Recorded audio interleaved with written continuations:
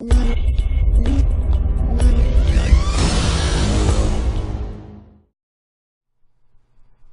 everybody, welcome to 101 Chopper Flight by IAMxSHADRACH. So I compiled this video here just to help you guys, anyone out there who may feel a little insecure about your chopper flight, your abilities in the chopper, and things of that nature. So basically, what we're going to start out with here is your helicopter buttons. If you're an old school Battlefield player, you might feel a little more comfortable changing them back to veteran. Basically all this is going to do is going to adjust your throttle between your right thumbstick and your triggers. So unless you're left-handed, you're going to basically go between default or veteran. If you're left-handed, then you might want to experiment with the other controls, but if you're not, it's going to end up confusing you. So definitely tinker between those two, find out what works best for you, and then continue on to more of the basics here. So what we're going to start out with first here is this is our roll. And we're just going to basically take off. You're going to want to take off in one of the choppers, just get some elevation, and try these out. This is our pitch, which is basically like nodding yes with your head. So we got our roll, we got our pitch, and then we have our yaw. Our yaw is like saying no. So those are the three main things that are contributing factors to the performance of your helicopter. So I'm going to go into a third-person perspective here so you guys can see it from a different perspective. So first of all, we got our yaw, which is like shaking our head no.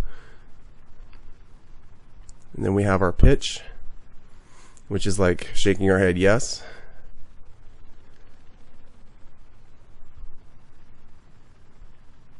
And then we have our roll, which is just basically self-explanatory. It kind of makes sense, right? You're kind of rolling. So with those three in mind, we're going to basically start a little drill here. And we're going to start out getting some really good altitude here. Now, if you're more comfortable flying third person, then by all means.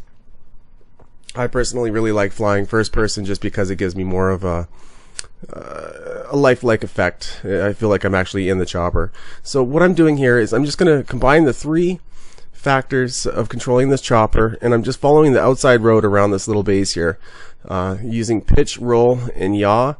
And of course the throttle, which it kind of goes without saying. I'm going to slowly lower my elevation while circling around the base here, and I'm just going to keep on following the road below me. If you make a mistake, if you crash and burn, don't feel bad, just go hop right back in that chopper and do this again. After an hour or so of doing this, you should be able to get pretty low to the ground, and you should be able to cut these corners nice and tight and get really close and really snug the road here. And after a while of doing this, this should become second nature to you. Like I said again, if you crash into a light pole, crash into a tree, it's okay. Just spawn back in the chopper again. It spawns right back and get right back on the helicopter and keep on going with it. Another factor that's really nice, if you take one of these light poles out or one of these trees, it won't be there next time you circle around. So it's kind of, as you crash down more and more trees and more light poles, that actually gets a little easier.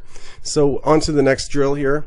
We're gonna go ahead and get into an attack helicopter. The attack helicopter has a very similar feel to the infantry or the support helicopter.